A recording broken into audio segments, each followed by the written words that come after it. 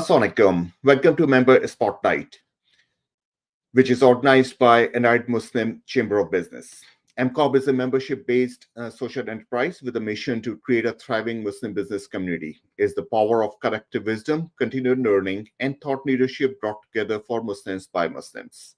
Our core belief is that business leaders thrive when they have access to a supportive community of peers who challenge and inspire each other.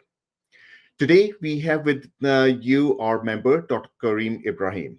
Dr. Ibrahim is the founder of the Executive Health Project, a behavior change initiative that is proving to help business leaders maximize their performance through a focus on mindset and personal development. Welcome, Dr. Ibrahim. Thank you, Kashif. Thank you for the kind words in the introduction. Yeah, thank you for being with us today. Please share with us your journey, how you got to where you are today. Awesome. Assalamu alaikum, everyone. Thank you all for joining. So my journey I actually started out in the medical profession. So I qualified as a doctor here in the UK and worked in our National Health Service for 4 years in general acute medicine. But I've always had a passion and idea that I wanted to do more work around preventative health rather than treating people after they got ill. And so I became interested in that side of things and actually obtained my personal training qualification while I was working as a doctor. I took a little bit of a detour at that point because before I setting up my own business, I thought, well, actually, I don't know anything about how the business world works. I don't know how the broader healthcare ecosystem works. And, I've been so focused on being a doctor, I don't know really where to start with this. So I thought a good idea to learn more about how business works would be to go into strategy consulting, which I did for about 5 years. I worked with, I worked for some of the big firms such as Boston Consulting Group here in the UK, working with the healthcare systems, working with pharmaceutical companies, and just understanding how business and entrepreneurship works, really. But that, of course, didn't really scratch the itch of doing more in terms of preventative medicine and lifestyle work and setting up my own business. So eventually I found the courage to take the plunge and set up the Executive Health Project, which, as Kashif mentioned, it's a bespoke one-to-one training program that I run for business leaders to help them work on their health and fitness. And I use the learnings that I've developed from being a doctor, from being a personal trainer, but also from being involved in the consulting and business world, and bring that all together. And that's where I am now. All right. So let's take a deeper dive into Executive Health Project. What type of services do you provide, and how does your client get benefit out of it? Yeah, so I like to think of this. It's an online service, and it's a combination of exercise, nutrition, and mindset and behavioral coaching. So that's what it is at a very high level. What I do is I work one-to-one with people to develop a program for them that essentially helps them achieve whatever health goal they have at that point in time. Obviously, for most people, that involves some form of weight loss, exercising regularly, eating healthier. But really the key added bit is the work I do around mindset and values, helping you to understand who you are right now, how the experiences you've had in life to date have shaped you, and what is your goal in the future? What is the person that you want to become? Understanding that becoming a healthier person, someone who works on their personal growth, is a key unlock to all the other areas in life and becoming that person you want to be. So I work one-to-one, usually in my introductory program over the course of 12 weeks. And then some clients then progress into my longer 6 months mastery program, which is a much deeper, more intense dive on all aspects of life. Okay, all right. Do you have any success stories that you would like to share through your program, the people who have benefited?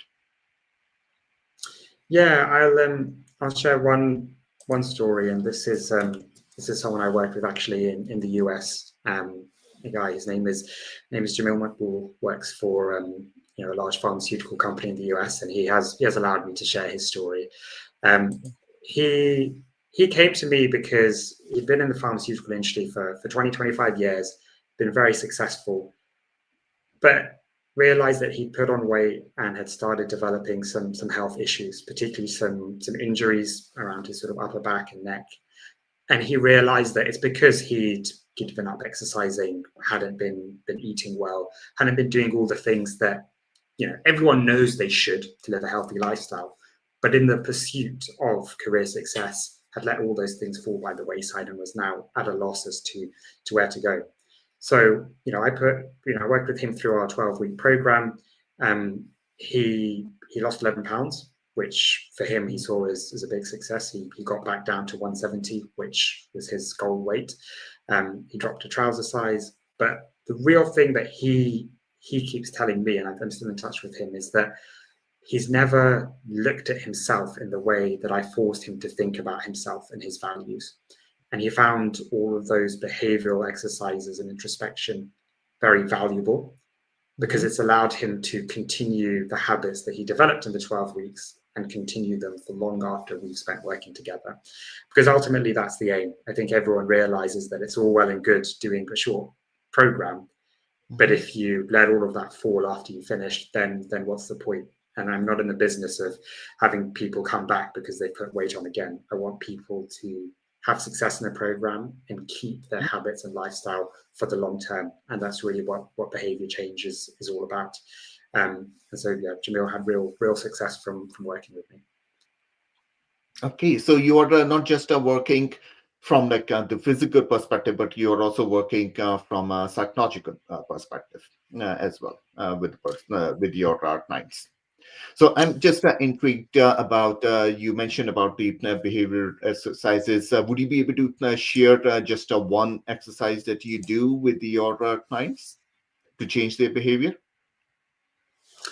Yeah, it's there's quite a few, and it's almost difficult to pick one out because they all build upon on each other. But I'll share one, which might seem like an odd one to share, but I call it the 5 reasons you can't exercise.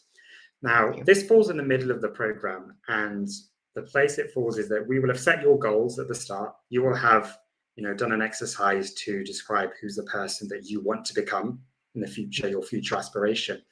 And then I ask you to go away and write down 5 reasons why you can't, why this is not going to happen. And people find this a bit of an interesting one at first because, okay, you want me to list out all the problems why I'm going to fail. I'm like, well, yes, and there's a reason. And people, you know, the number one, you know, objection or reason they can't that comes up is time. I don't have time to do this, or, you know, I've tried and failed before, or my family's not supportive, work is busy, whatever it may be. We write down those 5 reasons, then we review them together and we come up with a plan to overcome each of them in advance, so that you don't have an excuse for this not working, right? So, okay, time is your problem. Okay, let's really look and audit your time and work out how you're going to fit in your exercise in your day.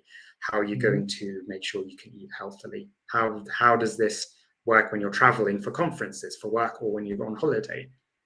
So we look at all the possible reasons you could fail and come up with a proactive plan to make sure that you've got the strategies for when, you know, life happens, as it does to all of us. You make sure that you stay on track. And people find that real interesting mindset switch, because you're taking these negatives and almost overcoming them and turning it into a positive as you're working through. No, that's definitely interesting. That's an interesting take on the approach that you have there. All right. So outside of, so you mentioned that you are based in London, UK, and the example that you gave was of a client in the US. So do you work globally, and your clientele is irrespective of which country they are in? Yeah, so that's in some ways the beauty of an online coaching business, is that my reach theoretically is not restricted. So yeah, I do work globally. I say most of my clients are either sort of European based or in the US.